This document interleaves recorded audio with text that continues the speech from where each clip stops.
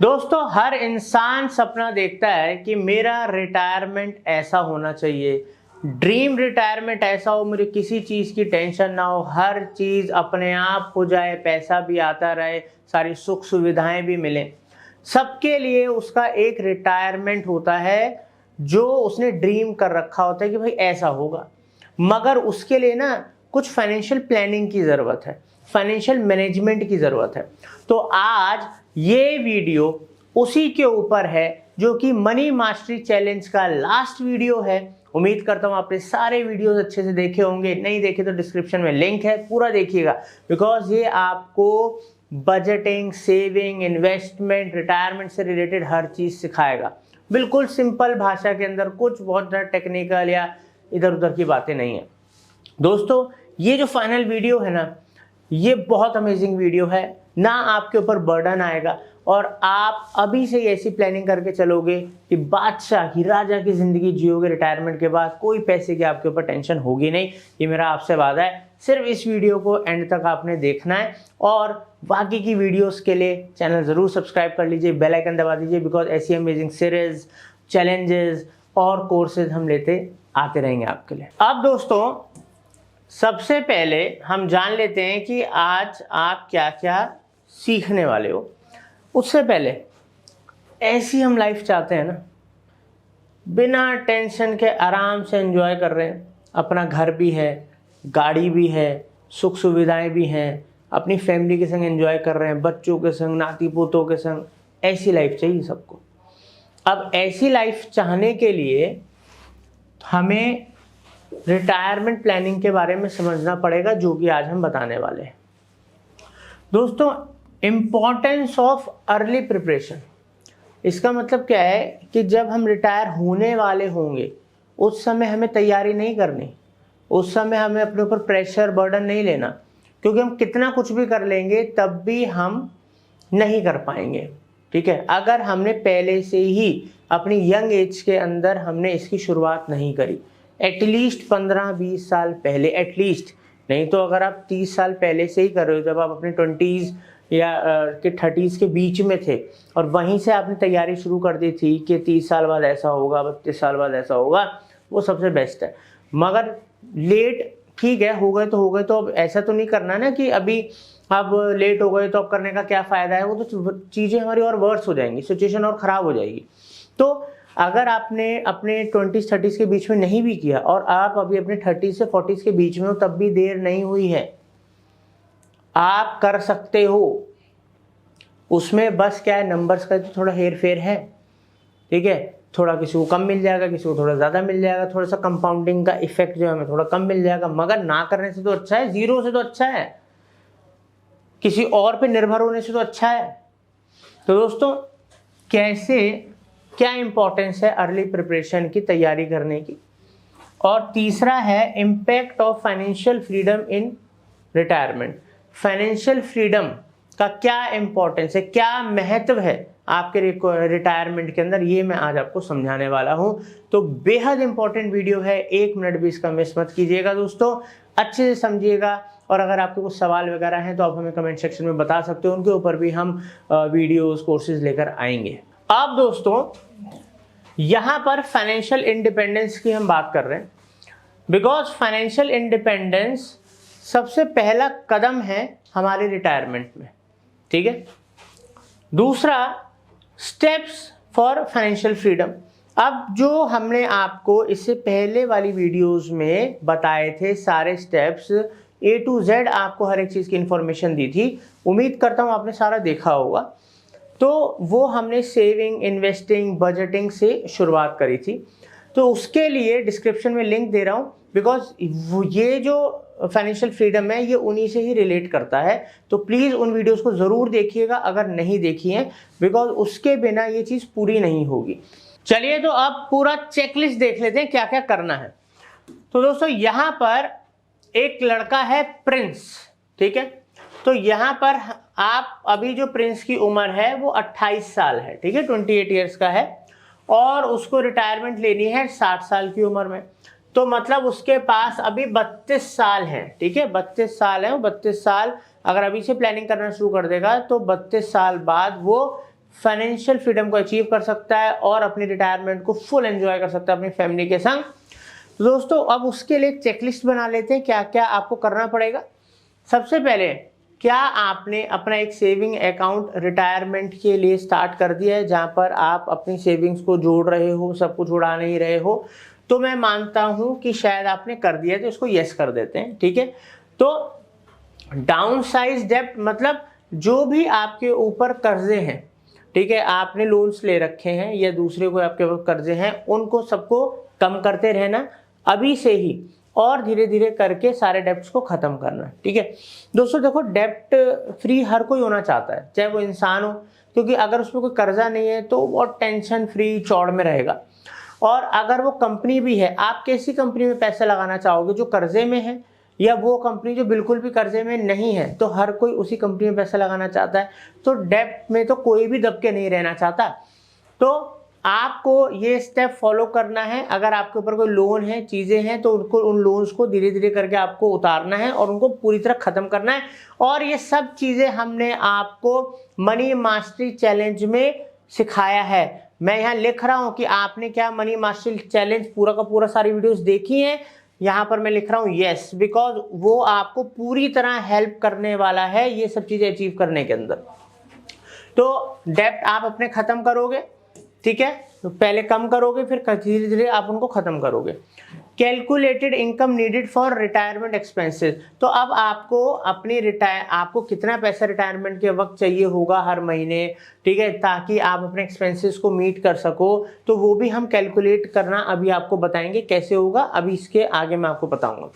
Budgeted cost of medical care upon retirement, तो यहाँ पर एक आपको मेडिकल के ऊपर भी, उम्र बढ़ेगी तो दोस्तों मेडिकल के खर्चे तो बढ़ने ही बढ़ने हैं, तो उसके ऊपर भी एक मेडिकल केयर का कॉस्ट जाता है, वो भी हमें लेकर कैलकुलेट करना है, लेके चलना है। और दोस्तों क्या आपने मतलब प्रिंस ने क्या इन्वेस्टमेंट प्लान ले लिया है अभी से ही, जो कि रिटायरमेंट के टाइम आने तक वो ग्रो होगा और वो उसको सपोर्ट करेगा उसकी पूरी रिटायरमेंट, उसकी लाइफ की जर्नी में एंड तक? तो दोस्तों ये भी लेना ज़रूरी है। आइए अब आगे चल के और डीप में समझते हैं। अब कुछ कैलकुलेशंस देख लेते हैं, ठीक है, थोड़ा आंकड़ों को भी देखना ज़रूरी है। हमने यहाँ पर ना दोस्तों कुछ फिगर्स बनाए हैं प्रिंस के हिसाब से। अब जो प्रिंस है वो 28 साल का है अभी, और वो अभी गवर्नमेंट जॉब कर रहा है। अब यहाँ पर चीज़ें डिफर कर सकती हैं, हो सकता है कोई प्राइवेट जॉब में हो, गवर्नमेंट जॉब नहीं कर रहा, ठीक है, हो किसी का बिजनेस हो, ठीक है, तो और उस जॉब में भी किसी की बहुत हाई सैलरी वाला है, कोई लो सैलरी वाला है, कोई मीडियम सैलरी वाला है, तो ये जो फिगर्स हैं ये वेरी कर सकती हैं। अभी हम सिर्फ प्रिंस के हिसाब से लेके चल रहे हैं जो एक सरकारी नौकरी करता है। तो यहाँ पर सोशल सिक्योरिटी इनकम, उसका पीएफ वगैरह है या कोई और गवर्नमेंट की कोई स्कीम से उसको जो पैसा आता है, तो हम ये मान के चलते हैं कि उसको महीने का 32 साल बाद 5,000 रुपये महीना आया करेगा, 32 साल बाद, ठीक है। कंपनी से जो पेंशन, जो सरकारी कंपनी है पेंशन भी देती है, अभी मान लेते हैं, सॉरी ये 1,000 नहीं है, ये 10,000 है, तो 10,000 रुपये महीना पेंशन भी उसको आएगी, ठीक है, जब वो रिटायर हो जाएगा। इन्वेस्टमेंट इनकम, अब दोस्तों जो इन्वेस्टमेंट इनकम हमने दिखाई है वो हमने मंथली, जैसे कि 6,666 की दिखा ली, तो ये उसको मंथली आ रही है। अब ये कहाँ से आ रही है? हो सकता है प्रिंस ने कोई पॉलिसी कर रखी हो रिटायरमेंट की, आजकल रिटायरमेंट की बहुत सारी पॉलिसी चलती हैं, आपको ही पता है, ठीक है, जो आपकी लाइफ के एंड तक, जब तक मतलब हम भगवान के पास नहीं चले जाते तब तक वो हमें पेंशन देती रहती हैं। अब उनसे जो अमाउंट आता है वो डिपेंड है आपको क्वार्टरली लेना है, मंथली लेना है, ईयरली लेना है, हाफ ईयरली लेना है, वो आपको अपने हिसाब से आप सेट करा सकते हो। फिर जितना पैसा आप पहले दे रहे होगे, जितनी बड़ी पॉलिसी आपने ली होगी, उसके हिसाब से ही फिर आपको रिटायरमेंट का वहाँ से पैसा आता है। अब मैं ये नहीं कह रहा कि सिर्फ उसने वहीं से ही उसको पैसा आ रहा है, हो सकता है उसका कहीं से रेंट भी आ रहा हो, वो भी ऐड ऑन हो सकता है और उसने कहीं से स्टॉक्स वगैरह ले रखे हो जिनके अब डिविडेंड भी आ रहे हों। तो कई तरीकों से इन्वेस्टमेंट इनकम आ सकती है और वो वेरी करता है कि सामने वाले पर्सन ने कितने टाइप की इन्वेस्टमेंट्स अपनी अर्ली एज में कर ली थी या बीच में कर ली थी और उनसे क्या क्या अलग अलग तरीके के रिटर्न्स आ रहे हैं, तो वो सब मिला के आपकी इन्वेस्टमेंट इनकम आएगी। अब वो इन्वेस्टमेंट इनकम तो आपकी बुद्धि, नॉलेज और जो हम आपको सिखा रहे हैं अगर वो आप अच्छे से करोगे, पहले से सारी फाइनेंशियल प्लानिंग करोगे, और हो सकता है आपने 6-7 सोर्स ऐसे बना लिए जो 30 साल के बाद आपको महीने की हो सकता है लाख, 2 लाख, 10 लाख भी इनकम दे। लोग ऐसा भी कर रहे हैं कि बट ये तो वही होगा ना जैसे, और ये नहीं होता कि एकदम से ही आपको बहुत इन्वेस्टमेंट करनी शुरू कर देनी है ताकि 30 साल की उम्र में, अरे अभी भी तो जीना है, उसके लिए भी तो एंजॉय करनी है लाइफ को। तो फिर भी समय के संग संग जैसे जैसे आपकी अर्निंग बढ़ रही है, ठीक है, वैसे वैसे आप और ज़्यादा डाइवर्सिफाई कर सकते हो और ज़्यादा ग्रो इन्वेस्टमेंट में पैसा डाल सकते हो ताकि आपको बेटर रिटर्न्स आएँ। अब दोस्तों अदर इनकम भी हो सकती हैं, उनसे भी 10,000 रुपये महीना प्रिंस को आ रहा है। अब आप कहोगे अदर इनकम क्या है भाई, इनकम तो सब ऊपर हो रही थी। अब क्या होता है जब आप रिटायर होते हो सकता है आप कोई साइड हसल कर रहे हो, मतलब आप साइड बाय साइड कुछ छोटा मोटा कर रहे हो जहाँ से आपको कुछ इनकम आ रही हो। बहुत सारे लोग होते हो खाली बैठना ही नहीं चाहते, retirement is a different thing, but वो अपने आप को फिर भी बिजी रखने के लिए कुछ ना कुछ करते रहते हैं। तो वहाँ पर क्या कहते हैं, उनको वहाँ से कुछ पैसा आ रहा हो। बहुत सारे लोग आज की डेट में पेड वॉलंटियर्स होते हैं, मतलब हैं तो वॉलंटियर मगर उनको फिर भी कंपनी से या कहीं से एनजीओ वगैरह से कुछ पैसा मिल रहा है उस काम को करने के लिए। ऐसे करके कई तरीके हो सकते हैं जिनसे अदर इनकम बनती रहती है, आती रहती है। तो मान लो प्रिंस को इन सब चीज़ों से इनकम आई, तो उसको सोशल सिक्योरिटी इनकम 60,000 रुपये आई, ठीक है। साल की कंपनी से जो पेंशन आई वो 1,20,000 रुपये आई। जो इन्वेस्टमेंट इनकम आई वो उसको 80,000 रुपये के हिसाब से आई, ठीक है। और जो उसको अदर इनकम आई वो 1,20,000। तो टोटल अगर देखा जाए तो 3,80,000 रुपये साल का प्रिंस को आएगा जब वो 60 ईयर्स का हो जाएगा, ठीक है। अब आगे चलते हैं। अब दोस्तों हम बात करते हैं कि बेसिक मंथली रिक्वायरमेंट्स। अब एक फैमिली में रह रहे हो, फैमिली चला रहे हो, तो कुछ महीने के खर्चे तो होंगे ना फैमिली के संग, तो वो आपके क्या हैं एक बार समझ लेते हैं। तो दोस्तों हाउसिंग और रेंट, मान लो अगर रेंट पे रह रहे हो तो रेंट का भी कुछ खर्चा होगा, ठीक है। और अगर मान लो घर अपना भी है फिर भी घर को मेंटेनेंस वगैरह करने के भी बहुत सारे खर्चे हो सकते हैं। तो हमने हाउसिंग मेंटेनेंस रेंट वगैरह में मान लिया कि करंट अगर अभी वो खर्चा कर रहा है प्रिंस 6,000 रुपये, तो वो उस समय जो हो सकता है उस चीज़ का जो खर्चा हो वो 14,000 रुपये महीने का हो। ऐसे करके ट्रांसपोर्टेशन अभी तो भाई 2,000 रुपये, बाद में महंगाई बढ़ जाएगी 3,500 रुपये हो, क्योंकि हम 35, अब आपको 3,530 साल बाद। तो दोस्तों एनर्जी जो है आज की डेट में काम हो रहा है कि इलेक्ट्रिक व्हीकल्स आ रही हैं, ठीक है, और नए नए सोर्सेज आ रहे हैं बिजली पैदा करने के। तो हो सकता है चीज़ें इतनी एडवांस हो जाएं, बच जाएं, तो वहाँ पर कॉस्टिंग कम आए। ये हम एज्यूम कर रहे हैं, बट फिगर्स तो वेरिएबल हैं, समय के हिसाब से ऊपर नीचे हो सकती हैं। इलेक्ट्रिसिटी, दोस्तों इलेक्ट्रिसिटी चाहिए, करंटली वो 5,000 रुपये महीना खर्च कर रहा है, हो सकता है उसमें 6500 रुपये महीना खर्च कर रहा हो। उसके अलावा वाटर, ठीक है, पानी का, ठीक है, पानी के अलावा केबल टीवी, आजकल केबल टीवी कह लो या फाइबर आ गए हैं, जियो फाइबर वगैरह, अभी 500 रुपये चल रहा है, फिर 750। इंटरनेट, ठीक है, 900, तब 1100 का हो। उसके अलावा कम्युनिकेशन 300, 450 का हो। इस हिसाब से अभी हाल फिलहाल अगर उसको अपनी फैमिली चलाने के लिए 15,200 रुपये महीना चाहिए, तो उस समय हो सकता है 27,000 रुपये के आसपास उसको महीने का चाहिए होगा। तो ये जैसे कि 3,80,000 रुपये उसको साल का आ रहा है, तो ये भी लगभग 3 लाख कुछ रुपये हो गया। तो वो कम से कम 30 साल बाद अपनी ज़रूरतों को अच्छे से मीट कर पाएगा। आगे चल के और समझते हैं। अब दोस्तों हम बात करते हैं, वो तो फैमिली चलाने के लिए था, बट एक इंसान के अपने कुछ पर्सनल एक्सपेंस भी होते हैं ना, अपने खुद के भी एक्सपेंस होते हैं।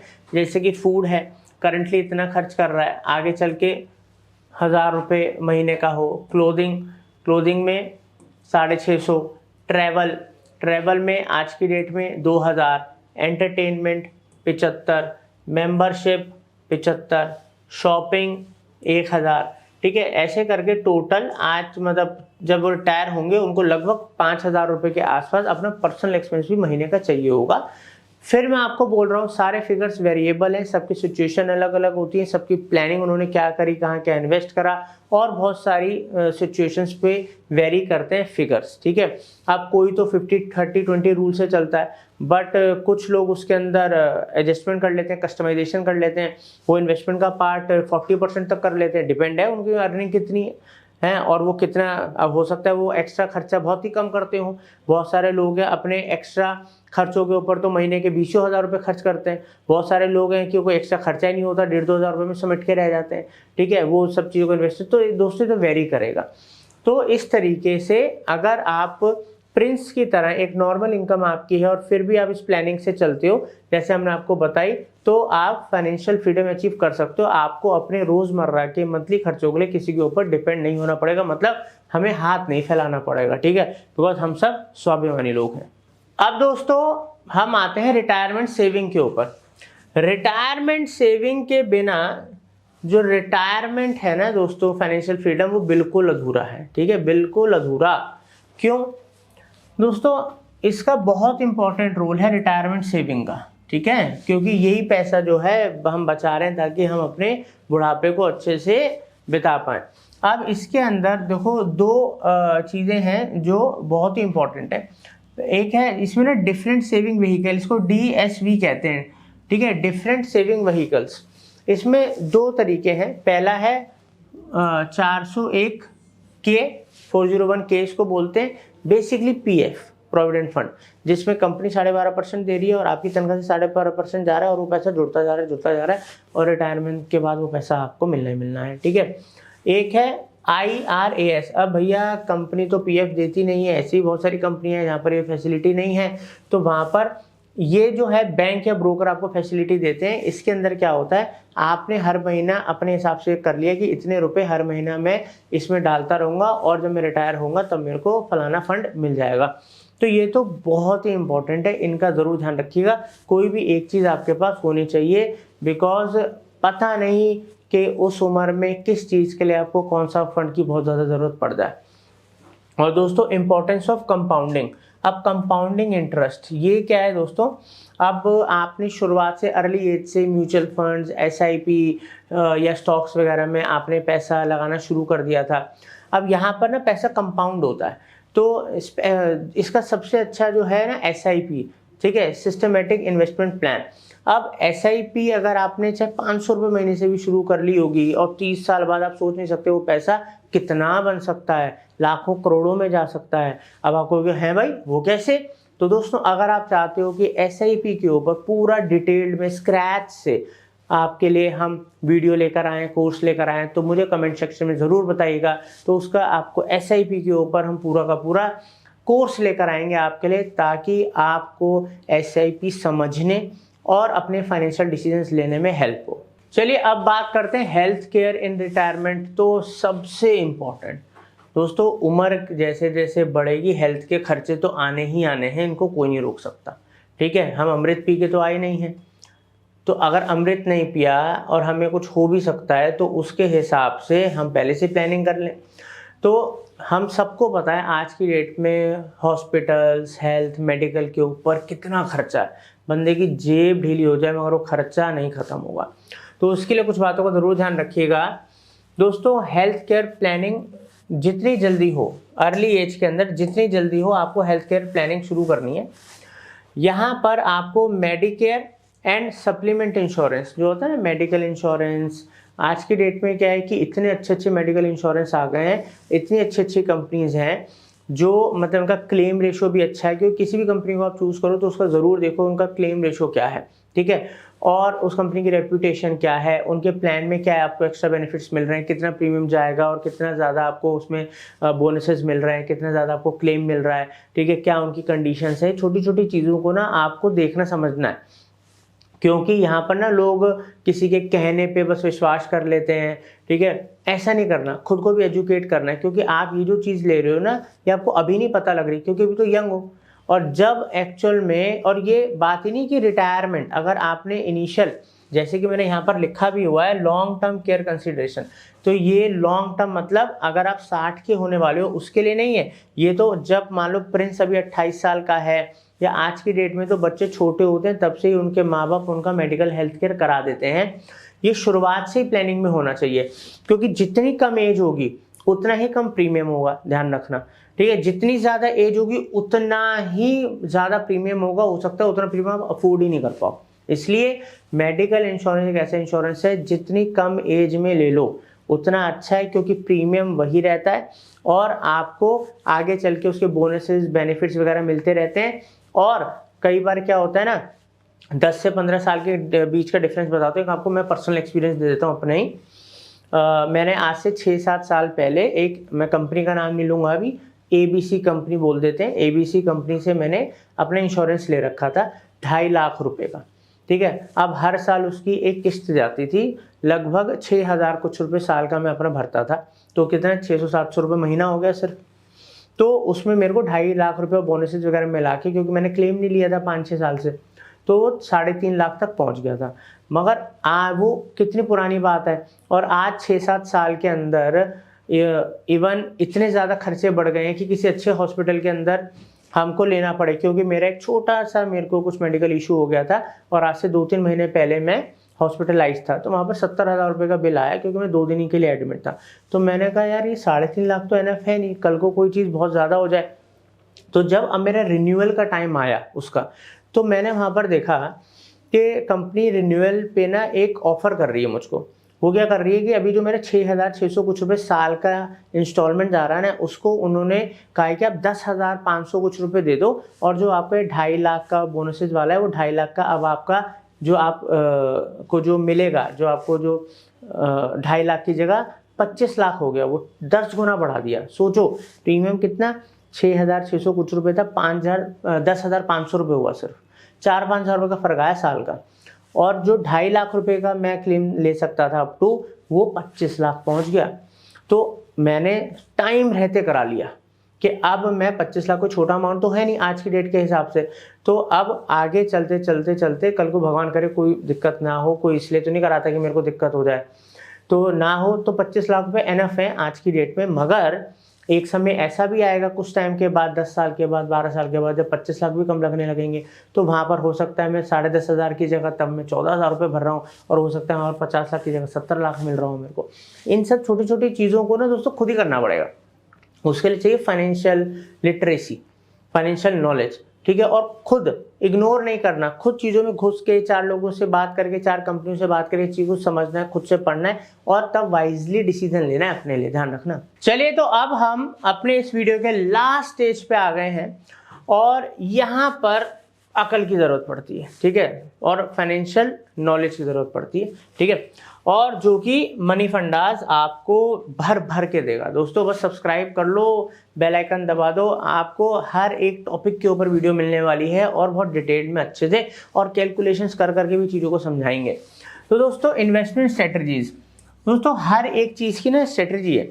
लाइफ कैसे जीनी है उसकी भी स्ट्रेटजी प्लानिंग करनी पड़ती है, ठीक है। हम लोगों को बिजनेस कैसे चलाना है, उसको कैसे बड़ा करना है, उसके लिए भी स्ट्रेटजी बनानी पड़ती है। तो ऐसे ही जब हमारे पास पैसा होगा, और हर किसी के पास ना बहुत ही सीमित पैसा होता है, ठीक है, ऐसा नहीं होता कि कुबेर का खजाना तो सबके पास है नहीं, तो आपके पास जो आपका बड़ा हार्ड एंड मनी पड़ा हुआ है ना, उसकी इन्वेस्टमेंट की अगर आप सही ढंग से स्ट्रेटजी नहीं बनाओगे, प्लानिंग के संग उस पैसे को नहीं लगाओगे, तो लॉन्ग टर्म में जो आप अचीव कर सकते हो शायद वो ना कर पाओ। हो सकता है कि आप महीने का 10,000 रुपये की इन्वेस्टमेंट कर रहे हो अलग अलग तरीके से, और आपने सही ढंग से प्लानिंग नहीं करी, तो पता लगा कि आपके पास 30 साल के बाद 2 करोड़ रुपए हैं। मगर हो सकता है अगर सही जगह होता वो 2 करोड़ के आपके 3 करोड़ हो सकते थे, 3.5 करोड़ हो सकते थे, 4 करोड़ हो सकते थे।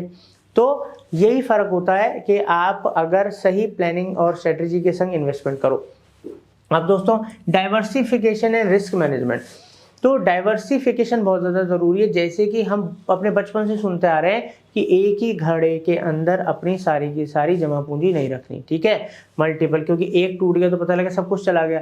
तो ऐसे ही हमने आपको हमारे मनी मास्टरी चैलेंज के इस सीरीज के अंदर इन्वेस्टमेंट के अंदर कई सारे आपको सोर्सेज बताए थे जहां पर आप इन्वेस्टमेंट कर सकते हो। तो अगर आप चाहते हो कि हम और भी ज़्यादा इन्वेस्टमेंट के ऊपर कौन कौन से सोर्सेज हैं, उनसे क्या क्या रिटर्न्स आ सकते हैं, वीडियोस लेकर आए, तो आप कमेंट सेक्शन में बता सकते हो कि आप क्या चाहते हो, हम उसके ऊपर भी डिटेल में आपको और ट्यूटोरियल्स ले आएंगे। तो डाइवर्सिफिकेशन का मतलब होता है कि जो आपकी इन्वेस्टमेंट होती है उसको आप मल्टीपल इन्वेस्टमेंट के इंस्ट्रूमेंट्स में लगाओ, ताकि अगर कहीं से रिटर्न कम आ रहा है तो कहीं से कुछ ज़्यादा आ रहा है तो एवरेज आउट हो जाए। ओवरऑल जो आपको जो अचीव करना है वो आप अचीव कर पाओ at the time of retirement.